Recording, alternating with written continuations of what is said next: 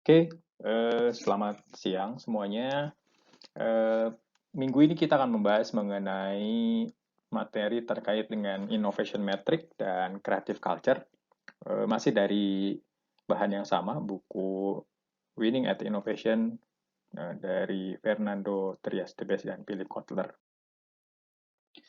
Perlu saya memberikan konteks penjelasan ya, bahwa kenapa saat ini dari suatu proses inovasi, pengukuran dan budaya itu sangat penting ya. Nah, di sini ada penjelasan dari artikel dari Harvard Business Review mengenai kenapa seorang Chief Innovation Officer itu saat ini sangat dibutuhkan. Jadi kajian yang dilakukan di tahun 2012 itu mengatakan bahwa posisi CIO ya atau Chief Innovation Officer itu meningkat tajam di mana beberapa perusahaan saat ini berupaya untuk memiliki posisi dari board of direction khusus untuk pengukuran inovasi. Nah, ini ya peningkatannya dari 2006 sampai 2015 itu ada sekitar 500% posisi CIO yang dimiliki oleh beberapa perusahaan-perusahaan ternama. Nah, jadi seorang CIO itu dia harus memiliki kapabilitas bagaimana membuat suatu perencanaan inovasi, kemudian juga prosesnya, dan juga output, yaitu pengukuran. Dalam hal ini, metric innovation. Nah, selain itu juga di sini tergambarkan ada semacam grafik ya antara mindset inovasi dan juga proses inovasi dalam suatu organisasi. Jadi di sini ada less mature dan more mature. Semakin dia optimize, maka setiap kotak dalam struktur organisasi itu semakin dinamis ya. Semakin berhubungan dari level establish, develop, embed, dan optimize. Seperti itu. Jadi kita bisa lihat dari di sini. Di sini level establish, kemudian menuju develop, ya, embed, dan optimize. Nah, di sini ada bagaimana hubungan atau dinamika antar unit kerja ini semakin kompleks, ya. Ini menggambarkan inovasi yang semakin mature, semakin matang, dan juga mindset-nya juga yang semakin mature juga, seperti itu. Ini adalah contoh dari seorang atau posisi Chief of Innovation Officer atau Innovation Lab dalam suatu organisasi ya, di mana di situ dia di bawah atau menjadi strategic level di bawah CEO. Nah, ini ada contoh bahwa CEO dibutuhkan ya, rekrutmen CEO di suatu kota di Amerika gitu, which is kota Patterson. Nah, jadi metrik inovasi itu merupakan serangkaian sistem dan alat untuk mengukur kapasitas berinovasi dalam organisasi ya. Nah, di sini dijelaskan lebih lengkap mengenai innovation metric itu sendiri sebagai satu sistem evaluasi, yang kedua sebagai alat untuk mendiagnostik bagaimana prediksi kapasitas untuk melakukan inovasi di masa depan ya. Event of potential decline, jadi maksudnya di sini adalah bagaimana metrik inovasi itu menjadi momentum apabila terjadinya suatu penurunan itu perlu dilakukan suatu evaluasi. Understanding how to reverse and trend before is too late. Jadi bagaimana memahami suatu kondisi sebelum dia melakukan pembalikan ya, pembalikan tren gitu. Jadi di sini contohnya seperti yang setelah kita bahas bahwa contoh Nokia, Kodak, di situ dia tidak mampu untuk melihat momentum sehingga pada akhirnya company yang ada sekarang sulit untuk mengikuti perkembangan pasar. Nah, yang terakhir, bagaimana innovation matrix itu juga menyediakan sasaran yang objektif, ya, pengukuran yang objektif untuk memberikan insentif bagi para pelaku inovasi dalam organisasi. Nah, ini ada beberapa contoh pengukuran inovasi. Jadi ada yang bentuknya ekonomi, intensity, effectiveness, dan culture. Kita akan lihat satu-satu ya. Nah, yang pertama ekonomi matrix. Jadi economic matrix itu mengukur dari hasil secara positif negatif, ya. Apakah dia terkait dengan penjualan, ya, company sales dari suatu produk yang di launch, atau dia juga bisa menghasilkan peningkatan profit atau keuntungan dari suatu produk yang baru diluncurkan juga, dan juga sales dari suatu inovasi, dari suatu perkembangan produk yang baru.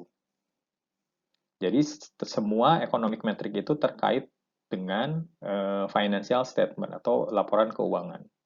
Bagaimana pendapatan suatu organisasi atau suatu perusahaan itu bisa meningkat akibat inovasi yang dilakukan. Nah, ini hampir sama juga ya. Jadi dalam melakukan peningkatan revenue, tidak hanya profit dari suatu sales, dari suatu transaksi, ya, tapi juga efisiensi, gitu, cost saving from innovation, gitu ya. Jadi berapa sih persentasi dari efisiensi atau penghematan yang dapat dilakukan? Lalu juga ada pengukuran total return on investment on innovation. Jadi berapa biaya inovasi yang dikeluarkan dan juga itu dihitung dari investasi ya, return dari pengeluaran dari suatu investasi inovasi tersebut. Nah, yang kedua intensity. Jadi intensity itu mengukur seberapa banyak ya frekuensi atau kuantitas dari inovasi tanpa dia mengukur hasil yang akan didapatkan gitu. Jadi contohnya misalnya terkait dengan intensity pengukuran yang bisa diukur yaitu misalnya jumlah paten yang dihasilkan ya. Contoh misalnya di kampus berapa paten yang dihasilkan atau misalnya di industri farmasi ya. Nah, yang kedua number of innovation in product, services, customer experiences, process or business model. Jadi di sini terkait jumlah inovasi yang dihasilkan dari suatu produk itu sendiri, dari inovasi pelayanan, dari inovasi untuk suatu proses, ya pengalaman customer, dan juga model bisnis yang dihasilkan. Yang ketiga, number of brands. Jadi jumlah merek atau jumlah brand yang dihasilkan dari suatu inovasi yang dikerjakan dalam perusahaan tersebut.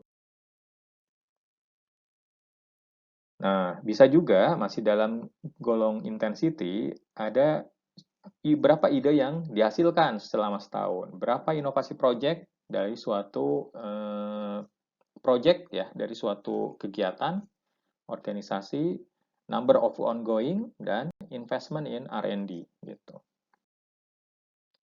Nah, yang ketiga itu effectiveness. Seberapa efektif ya jadi di sini effectiveness itu mengukur profit yang dihubungkan dengan sumber daya untuk dengan sasaran bagaimana memaksimalkan inovasi dan meminimalkan input.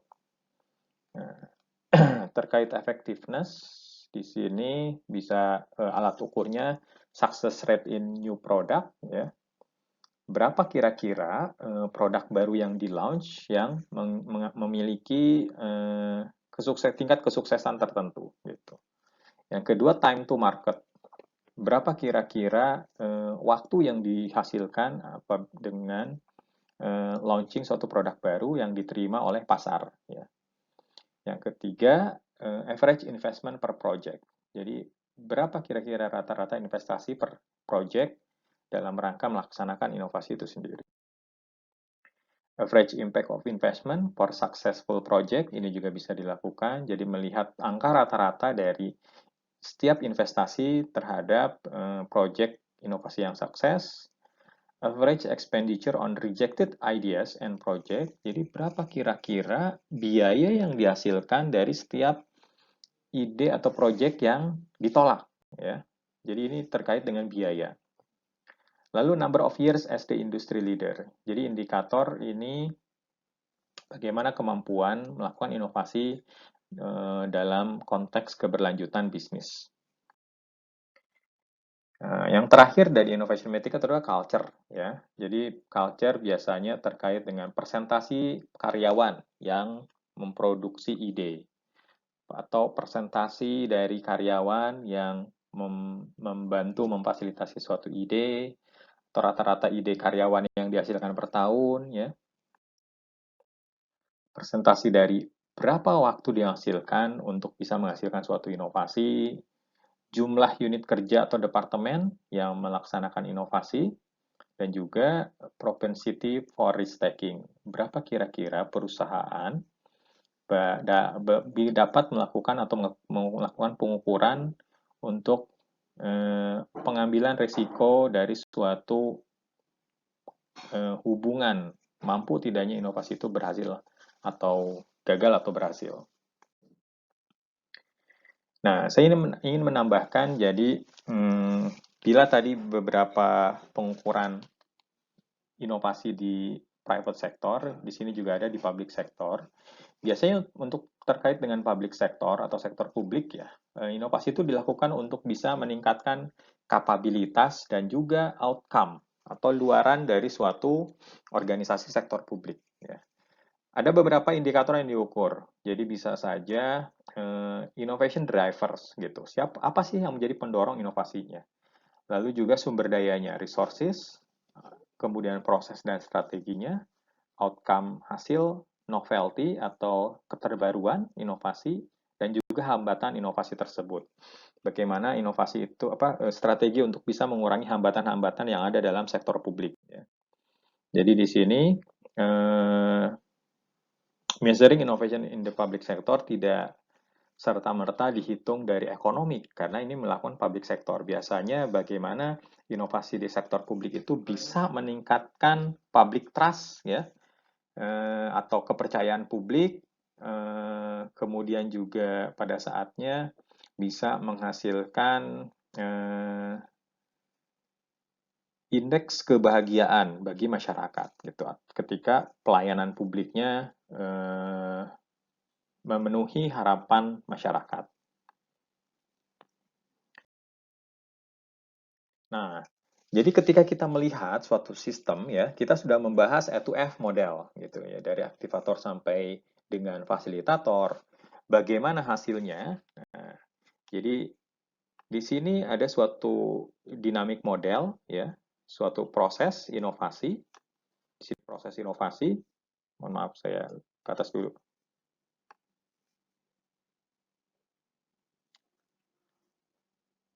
Oke, mungkin kita lanjutkan bahwa jadi dari E2F, kemudian dari hasil ya, tadi bisa dilihat, lalu dilakukan inovasi metrik. Nah, di sini bagaimana semua dalam organisasi itu bisa menghasilkan suatu budaya kreatif ya. Nah, budaya kreatif itu bisa didorong dari atas ataupun dari bawah ya. Atau juga hal ini juga merupakan continuous innovation gitu. Bahwa setiap orang harus memiliki kepekaan bagaimana melakukan suatu transformasi atau perubahan yang dapat menghasilkan kinerja yang lebih baik ke depannya. Biasanya culture builders ya atau budaya itu dibangun dari seorang CEO-nya atau pimpinan paling tinggi dan juga dibantu oleh CIO, Chief Innovation Officer. Nah, ada beberapa hambatan dalam membangun kreativitas dalam organisasi. Yang pertama, ada rasa takut ya, fear in general gitu. Jadi ketika misalnya seseorang takut melakukan inovasi karena sulit melakukan inovasi karena ada semacam ketakutan, ketakutan dalam mengukur resiko yang akan muncul. Jadi ini akan sulit dia atau dia tidak akan melakukan inovasi dalam suatu proses pekerjaannya. Yang kedua juga fear of error, jadi takut salah ya. Hambatan yang kedua itu fear of error, ketakutan untuk melakukan suatu kesalahan. Nah, yang kedua fear of retaliation. Jadi bagaimana ketakutan ini muncul juga dilihat dari seorang karyawan akan dia tidak mampu mengambil resiko ya. Nah, ada beberapa hal untuk bagaimana mengurangi hambatan tersebut. Nah, dengan cara meyakinkan dan mengevaluasi ide-ide, lalu juga bagaimana meng-assign proses inovasi itu dengan tahapan yang lebih spesifik ya. Nah, yang ketiga adalah change the behavior of department head. Jadi bagaimana mengubah perilaku dari unit kerjanya supaya dia dapat bertanggung jawab dan tidak menyalahkan kesalahan kepada bawahannya gitu. Hambatan lain terkait inovasi, deadline, dan pressure. Ya. Jadi ketika misalnya dalam keadaan deadline atau pressure, seringkali juga ini bisa mendorong ya suatu ide menjadi lebih keluar dan lain sebagainya. Nah, hanya saja pressure doesn't improve the quarter of creative work. Jadi tekanan itu tidak dapat meningkatkan pekerjaan yang kreatif tadi gitu. Yang kelima, overdoing internal competition. Jadi ketika melakukan kompetisi itu menjadi suatu stimulus ya, bagaimana bisa berpikir inovasi. Tapi di sisi lain, ketika terlalu banyak internal competition juga akan mengurangi kerjasama yang ada juga. Downsizing and crisis. Nah, jadi di sini akan lebih baik di mana bila memiliki satu putaran pemotongan staf akan memangkas personil beberapa kali selama krisis. Jadi kalau contoh saat ini sekarang ya, ketika saat pandemi semua turun gitu kan, itu akan mendorong seseorang untuk menjadi lebih inovatif, bagaimana bisa lebih bertahan. Law of methods and processes, nah ini juga bisa meningkatkan inovasi itu sendiri ya. Baik, demikian itu kuliah hari ini. Terima kasih. Wassalamualaikum warahmatullahi wabarakatuh.